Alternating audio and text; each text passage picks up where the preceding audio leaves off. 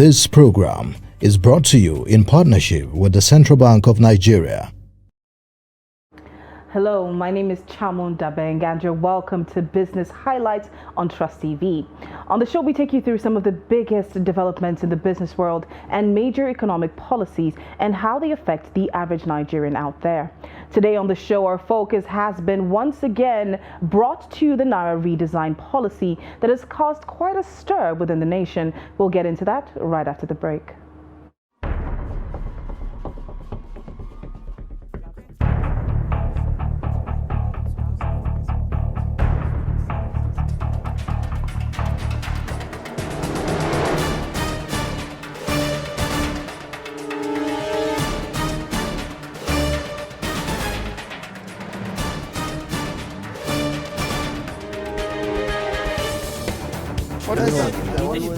That's great. It's good to see you.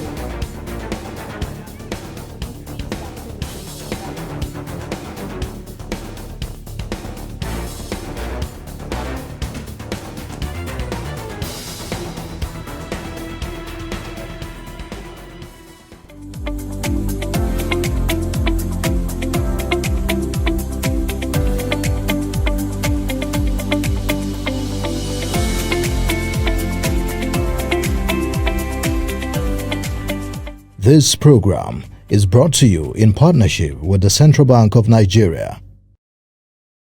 You're welcome back to the show. Now, President Muhammadu Buhari on Thursday made a national broadcast announcing that the old 1,000 and 500 Naira notes were no longer legal tenders, and the old 200 Naira notes is to coexist alongside the new 200 Naira note for a period of 60 days. Now, this comes after the Supreme Court released a court order stating that the old Naira notes would remain legal tenders pending a hearing on the 15th of February. However, the hearing once again was adjourned till the 22nd of February. Now, the suit was to prevent the CBN from fully implementing the NAIRA redesign policy.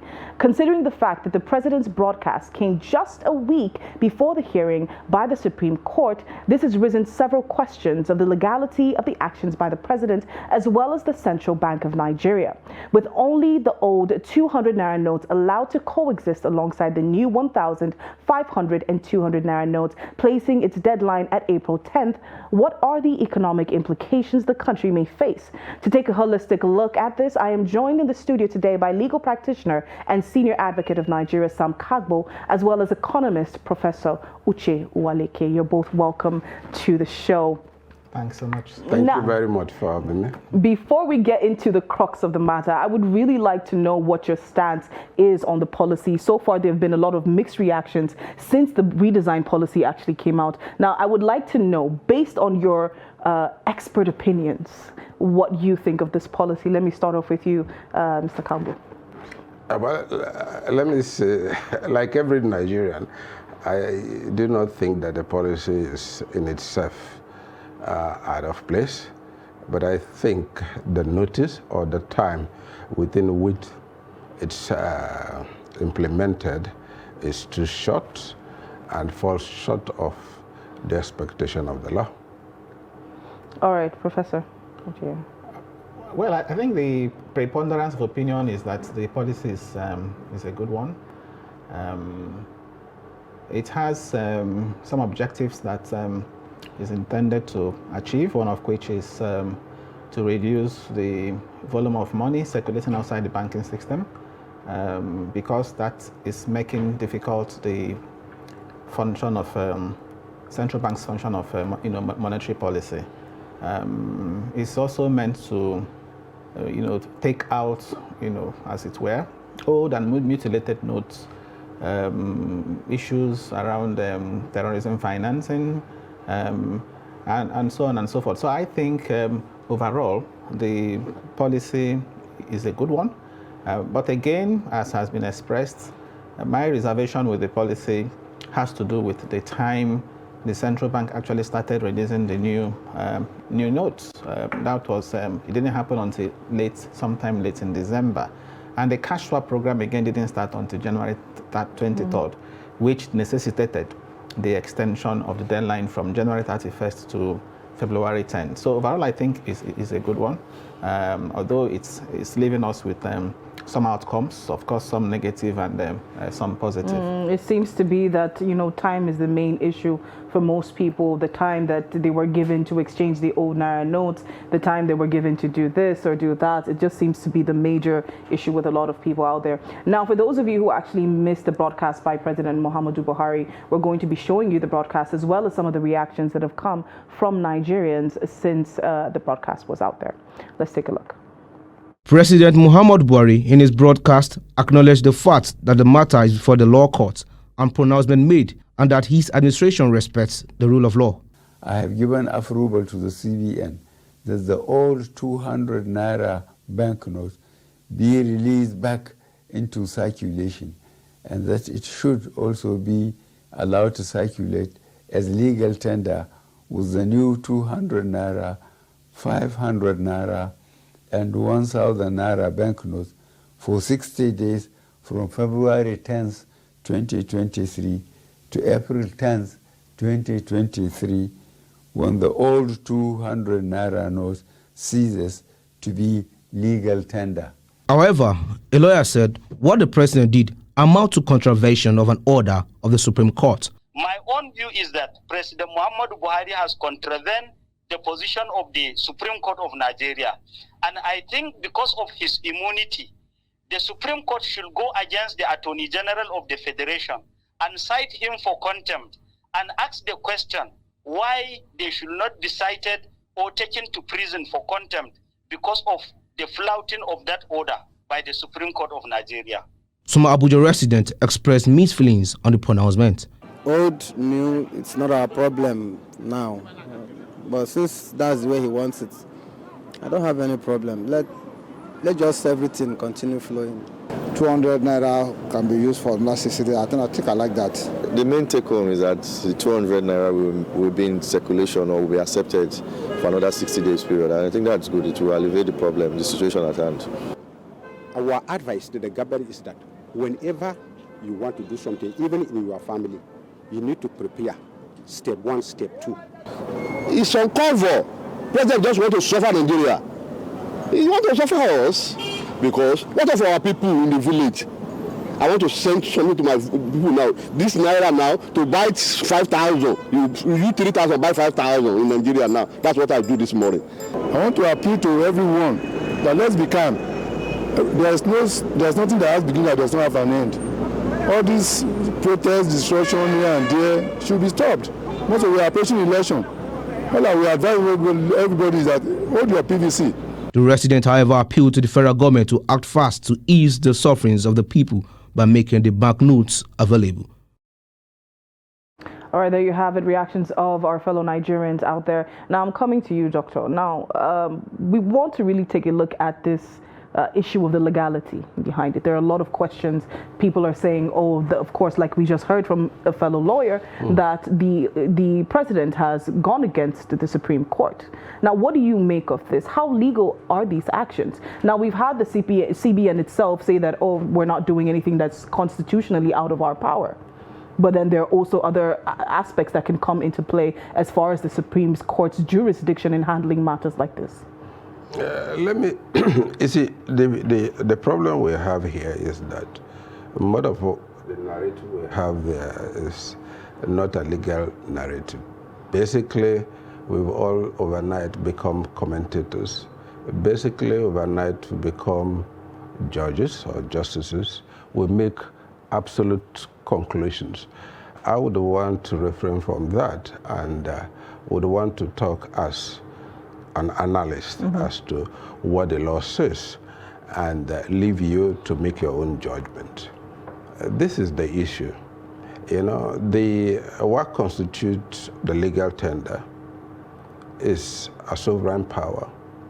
It's not a power that can be given to any other institution except the person who personifies the sovereign authority of the people, of the state, and that is the president.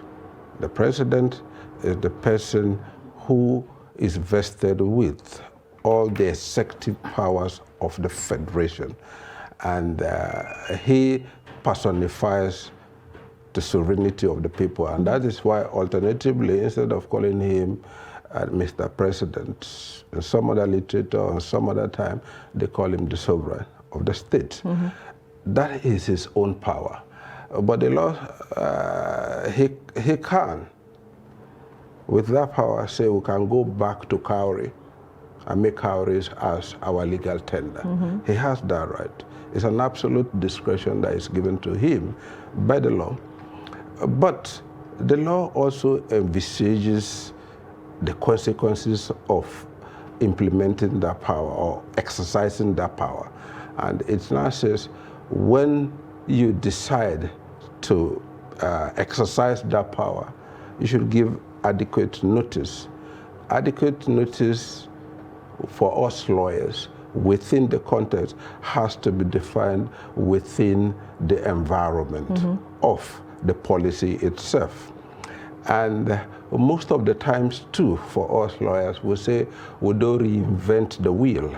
We live on precedent. And if we don't have the precedent within the municipality, that is within the country, we look at what others have done. We borrow a leaf from there so that we do not go too far in our own adventurism.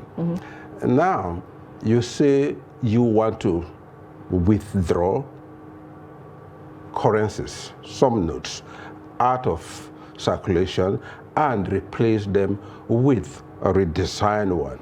Two issues are involved here: the designing and the declaration of the old notes being no longer of legal tender. That is, they are no longer means of settling debt. They are no longer means by which you exchange goods and services. It's different from the design and the printing. The design and the printing, that is the powers of the CBN. The CBN. But declaring that this is no longer legal tender, this is the new legal tender, is that of Mr. President, and that is why the law says the central bank can only do that when it has a directive from Mr. President to do so. And which the central bank has. The central bank, yes. It has to give it the directive. So the initiator is Mr. President. The policy is that of Mr. President, not that of the central bank. So let's put the central bank out of the equation. Now, you give a 3-month, is it a 3-month period? And within that 3 months, even from your own showing, you know that you were not prepared for the implementation. You understand? And let me just cut it short. By the fact that, by your own admission, you now say, okay, let's release and recertify the old 200 Naira notes. It's an admission that you know that you have not, you understand, the implementation does not meet the yearnings of the people. And if from what I heard is true, you are mopping from the system. The old, you say there are about 3 trillion, 3-point-something trillion old currencies in circulation. And you print and make available for the exchange only 300 billion. All right. You understand? No, let me come to the issue. Okay. This is the background. So this is the issue that has gone before the Supreme Court to say the policy implementation is short. Is short of the requirement of the law because that period is too short. That is a dispute. Irrespective of other consideration, let's assume that the people who took that dispute to the Supreme Court don't have the locus, don't have business with that dispute. Let us assume that that dispute is frivolous. But the law says for every dispute, except for those that are picked and given to specific courts, for every dispute, the authority over that dispute, the absolute or the sovereign authority over that dispute is the court. And this time around, the case is before the Supreme Court. As long as that matter is before the Supreme Court, you don't even need an order asking you to stop. you are bound not to do anything that would tamper with that dispute in any form or manner. So basically things have to stay status quo. That's what the rule of law envisages. All right, because if we don't do that, we now allow ourselves to pick and choose what to obey in others, then we are in trouble. All right, so let's bring in the economic perspective of everything that has been going on. So far, we've seen the prices of grains crash. There have been a few other perishables that have had to crash due to this NAIRA scarcity. Now, of course, for some Nigerians out there, they'll be like, oh, great, I don't have to buy soybeans at 30,000. It's now 18,000 due to this. But is this really a good thing? Is this a bad thing disguised as a good thing? Yes, Chairman, just before that, let me say the interesting thing about all this is that even among lawyers, you have divergent opinions. Just the same way you have divergent opinions among economists. Because I've also listened to some other opinion of some other lawyers who also think that the CBN has not really violated any order by the Supreme Court. These people also feel, and I also think that the government must have taken some legal opinion, legal advice before asking the president to go and make that broadcast, in which he reiterated the fact that the deadline was February 10. Now, on the economic front, of course, there's no gainsaying the fact that it has really taken a huge toll on the economy. As we speak, of course, I'm sure you're feeling it. Economic activities are, quite at a very low ebb. Economic activities are contracting. And that was why the Nigerian Governors Forum hinted that the way it is, that we may even end up having a recession in the economy because of the level of contraction. A lot of businesses, small businesses, for example, are recording low sales. And for some others, inventory is piling because for an economy that is cash-based, huge informal economy, the demand has reduced because of the cash crunch. And what has happened is that as I said, sales are reducing, inventory is piling up, and there's no capacity utilization. But of course, I must also point out that before you get into that next point, we do have to go on a short break, and when we get back, you'll finish up on that point. Don't go anywhere. This is Trust TV, documenting the Nigerian story.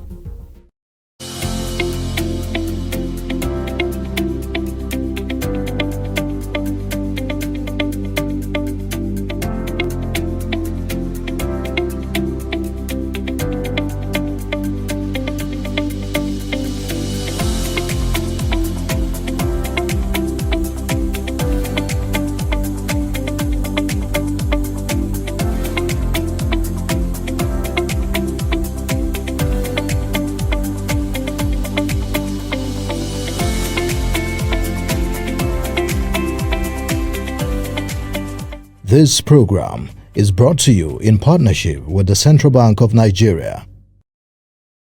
You're welcome back to Business Highlights on Trust TV. My name is Chamunda Beng, and I'm still here with legal practitioner and senior advocate of Nigeria, Dr. Sam Kagbo, as well as economist Professor Uche Waleke. And we're taking a look at the economic implications of what is going on right now in regards to the NAIRA scarcity issues. So far, the president has announced that only the 200 NAIRA note, which is the old 200 NAIRA note, retains its validity for the next 60 days. That's up until April 10th. What happens during that period? What happens after the deadline actually elapses? Now, Professor Uche, you were trying to make a point before we went on. I was talking about the impact on growth. For now, of course, it's likely to be negative. If you also look at inflation, you saw what happened in January. Inflation, climbed to 21.82%, and that's also that may be partly as a result of what we are currently experiencing. The price of things going up, simply because the value of a commodity is now being determined in terms of whether you're paying cash or you're doing a transfer. But Chamong, you see, there is also a flip side, you know, a positive upside to all of this. If you notice, for some time now, we've had less of kidnapping and ransom payments. And for some time too, I'm sure if you go around on weekends, you really find people now spraying, you know, the Naira notes. If you also visit any of these corners where they exchange, you know, Naira for the dollar, talking about the parallel markets, the pressure there has also reduced because people no longer have cash to do that. And more importantly, you can also say that there's a surge now in electronic payments. Financial inclusion to that extent, you know, must have been enhanced. So the point I'm making is that yes, we are having this economic challenges, but I also think that these challenges are going to be short term because in the medium to long term, I'm sure the impact of this policy is going to be positive as opposed to what we're experiencing now. Now, the implementation, of course, is not rigid. It's flexible in the sense that I expect the central bank to continue to respond to developments as they unfold. The portal that they launched obviously created problems. We saw this happen in Lagos, where they literally gathered the central bank. Yeah, oh yes, that's why I talk about flexibility. When you notice that there's a bottleneck somewhere, you try to also put in place measures. Yes, but why are we creating this environment for such activities to actually thrive? We've seen Nigerians already reacting to the NAIRA redesign policy in a very negative way. Even prior to the portal being opened, we saw Nigerians protesting in Edo State. We saw Nigerians protesting in Delta State. We saw Nigerians protesting in Lagos State. There was vandalism. As a matter of fact, in Edo State, there were allegedly 2 people that had already been shot. So this environment was already created as a result of this policy. So are we really putting in proper thought before we roll out these policies out there to Nigerians? I think it also has more to do with our culture. The central bank had given January 31st. Yes, one could argue that was short, but it was extended to February 10. So the people that are thronging the central bank branches now, okay, you will agree with me that some of them also had these notes with them and refused to go to submit them within that window. So that is what is causing this surge, which is also why the central bank is now extending it to April 10th. All right, so I would like to also bring in the fact that we have certain states that are sticking to the usage of the old 1,000 and 500 Naira notes. Now I'm throwing this question to our son in the studio with us. So we have Jigawa State, we have Lagos State, we have Kaduna State. All of these states, even Zamfara State, all of them have said we're going to continue to use the 1,000 and 500 Naira notes. And they're citing the Nigerian Constitution, that's 287 subsection 1, which says the decisions of the Supreme Court shall be enforced in any part of the Federation by all authorities and persons and courts with subordinate jurisdiction to that of the Supreme Court. Now, what do you make of this? Because now you have the FCT saying, no, you're not supposed to use this, but then you have other states, and we don't know if there are going to be more states that will join in. I see anarchy, and in my lifetime, I pray we don't get to this. I would not want to go into the conclusions that you want me to make. I will avoid that. But let me say this, and I say it with all sense of responsibility. We all live by precedents. What constitutes us in terms of our sixth sense, our morals, our whatever makeup are precedents. In the local parlance, you call them traditions. What you do today is going to affect tomorrow. The reason why we are lenient with thieves, the reason why public thievery and corruption is thriving, it is because we did not lynch yesterday's thief. And there is always that reaction that if BC did that yesterday, why should it be an issue with Damaka? Or why should it be Fatima that should be the issue? We had let it go with this, let us go. But you see, the law is meant to regulate not just today, but tomorrow, because the law is meant to give us a kind of a machine that works effortlessly, less painful, but surely. And that is why they give all of these regulations. I am not one that is going to say because A has done this, B is right to do that. But that's what I think. Except since since Mr. President is disobeying court order, which I think is done, I would now on my own disregard the fact that the power to declare what is a legal tender, what is not, is that of the president and not that of the court. The court could make its own declarations, and the implementation of those declarations are for the authorities that are meant to do so. And pointedly, the orders were directed at Mr. President, not to the state governors. So in as much as I can sympathize with the state governors with their own reactions, I do not think that is the right way to go. All right, we unfortunately we're a bit pressed for time. So Professor Uche, what are your final points before we wrap up the show? Yeah, my final point is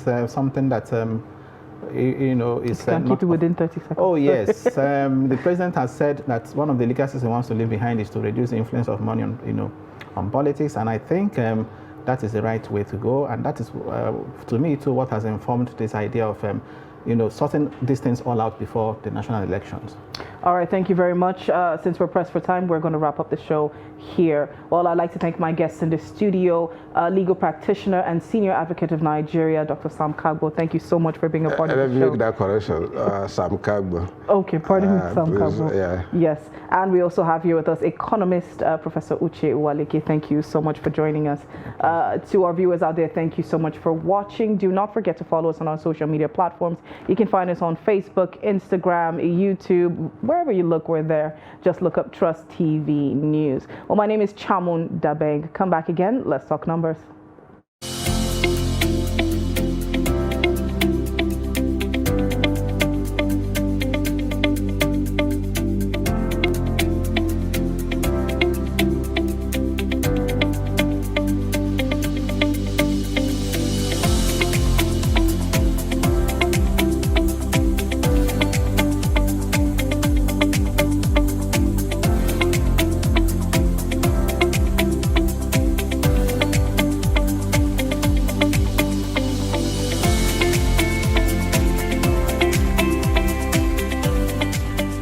This program is brought to you in partnership with the Central Bank of Nigeria.